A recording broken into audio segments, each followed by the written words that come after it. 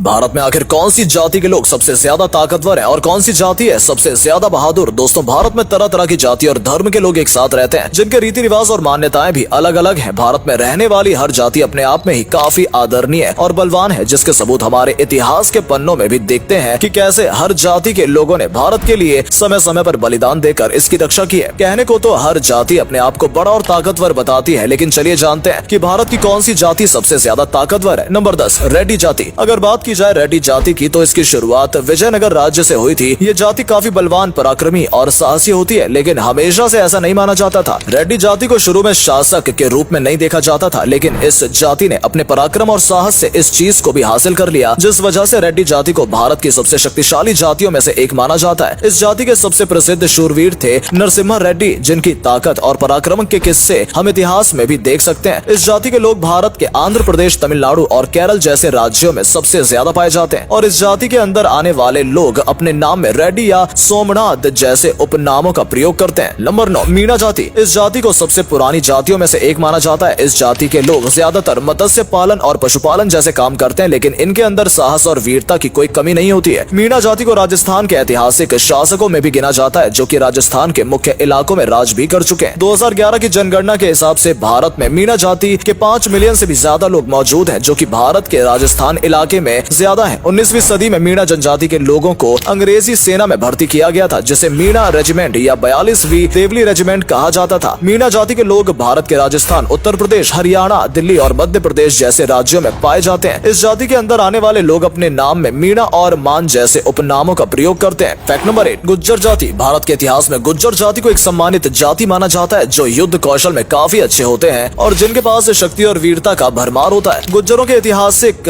प्रभाव के कारण उत्तर भारत और पाकिस्तान की बहुत सी जगह गुज्जर जाति के नाम पर रखी गई हैं, जैसे कि भारत का गुजरात राज्य, पाकिस्तानी पंजाब का गुजरात जिला और गुजरानवाला जिला और रावलपिंडी जिले का गुज्जर खान शहर। इस जाति के लोग ज्यादातर पशुपालन और खेती बाड़ी जैसी व्यवसाय में शामिल होते हैं, और इस जाति के लोगों की संख्या भारतीय सेना से भी ज्यादा देखी जाती है, क्योंकि इनकी शक्ति और वीरता बेशुमार होती है। ये जाति भारत के दिल्ली, राजस्थान, हरियाणा, उत्तर प्रदेश और जम्मू कश्मीर जैसे राज्यों में पाई जाती है। इस जाति के अंदर आने वाले लोग अपने नाम में गुज्जर, कनिष्क, राज, कुषाण और आर्यन जैसे उपनामों का प्रयोग करते हैं। नंबर 7, जाट जाति। अगर बात करें जाट जाति की तो ये जाति प्राचीन समय में युद्ध कला में बहुत अच्छी हुआ करती थी। आपको बता दें कि आज भारतीय सेना में जाट जाति की खुद की एक जाट रेजिमेंट है, और इनके निडर स्वभाव और अद्भुत साहस की वजह से इन्हें भारत की सबसे शक्तिशाली जातियों में से एक माना जाता है। जाट जातियां वैसे तो आपको ज्यादातर हिंदू धर्म में देखने को मिलेंगी, लेकिन ये जाति आपको सिख धर्म और मुस्लिम धर्म में भी देखने को मिल जाएंगी। ये पराक्रमी जाति भारत के उत्तर प्रदेश, हरियाणा, पंजाब, गुजरात, मध्य प्रदेश, उत्तराखंड और हिमाचल प्रदेश जैसे राज्यों में पाई जाती है। जाट जाति के अंदर आने वाले लोग अपने नाम में जाट, चौधरी, देशवाल, मल, पुनिया और रंधावा जैसे उपनामों का प्रयोग करते हैं। नंबर 6, कुर्मी जाति।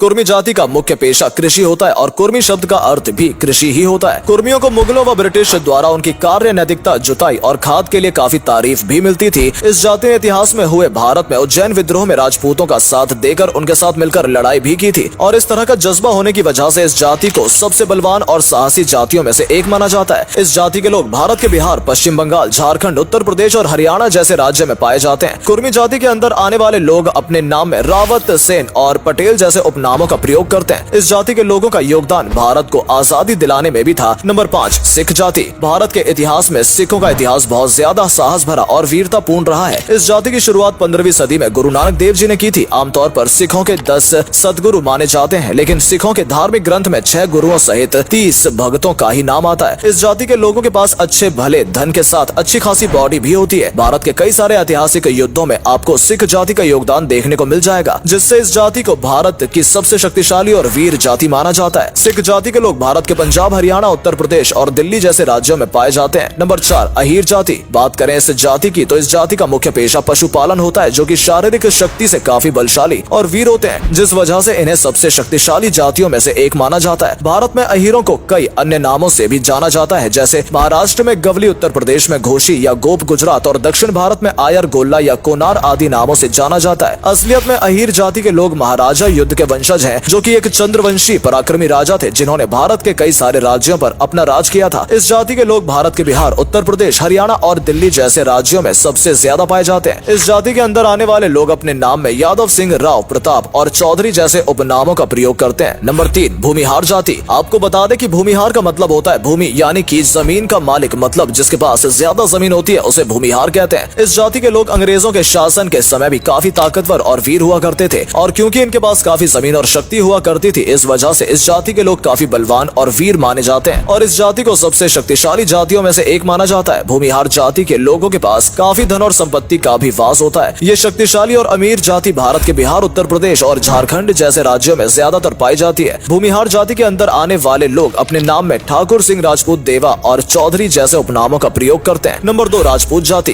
राजपूत का मतलब होता है किसी राजा का पुत्र यानी कि बेटा, जिसका मतलब कोई भी व्यक्ति जो किसी शासक या राजा का बेटा हो उसे राजपूत कहा जाएगा। भारतीय इतिहास में राजपूत जाति को काफी निडर, शक्तिशाली और साहस से भरपूर माना जाता है और इसलिए इस जाति को भारत की दूसरी सबसे शक्तिशाली जाति माना जाता है। इस जाति के लोगों में शारीरिक शक्ति और युद्ध के समय निर्णय लेने की क्षमता काफी अच्छी होती है, जो इन्हें एक अच्छा शासक बनने में मदद करती है। इस जाति के लोगों को बचपन से युद्ध लड़ना और हथियार चलाने जैसी कलाएं सिखाई जाती हैं। इस जाति के लोग भारत के बिहार, उत्तर प्रदेश, हरियाणा, हिमाचल प्रदेश, मध्य प्रदेश और पंजाब जैसे राज्यों में सबसे ज्यादा पाए जाते हैं। इस जाति के अंदर आने वाले लोग अपने नाम में राजपूत, सिंह, चौहान, मौर्य, ठाकुर और चौधरी जैसे उपनामों का प्रयोग करते हैं। नंबर 1, ब्राह्मण जाति। इस जाति का भारत में काफी मान और सम्मान दिया जाता है और इस जाति को स्वयं ब्रह्म के रूप में ही माना जाता है। इस जाति के लोग काफी ज्यादा बुद्धिमान और शक्तिशाली होते हैं। आपको बता दें कि भारत के इतिहास में इस जाति को सबसे अव्वल बताया गया है, जो कि राजा के भी ऊपर मानी गई है और इसलिए इस जाति को भारत की सबसे शक्तिशाली जाति माना जाता है। पुराने समय में राजा अपने दरबार के ब्राह्मण के बिना कोई भी निर्णय नहीं लेता था और हर चीज में उनकी सलाह जरूर ली जाती थी। इस जाति के लोग भारत के उत्तराखंड, उत्तर प्रदेश, बिहार, मध्य प्रदेश, हिमाचल प्रदेश और हरियाणा जैसे राज्यों में ज्यादा पाए जाते हैं। इस जाति के अंदर आने वाले लोग अपने नाम में शर्मा, मिश्रा, पांडे, चतुर्वेदी, भारद्वाज, कश्यप, त्रिपाठी, पंडित और ठाकुर जैसे उपनाम लगाते हैं। तो दोस्तों, ये थी भारत के कुछ सबसे ज्यादा ताकतवर जातियां। वैसे आपकी जाति क्या है, हमें कमेंट करके जरूर बताइएगा और अगर आपको ये वीडियो अच्छा लगा हो तो इसे लाइक करने के साथ दोस्तों शेयर भी जरूर कीजिएगा। हम मिलेंगे फिर से किसी नॉलेजेबल वीडियो के साथ, तब तक के लिए धन्यवाद।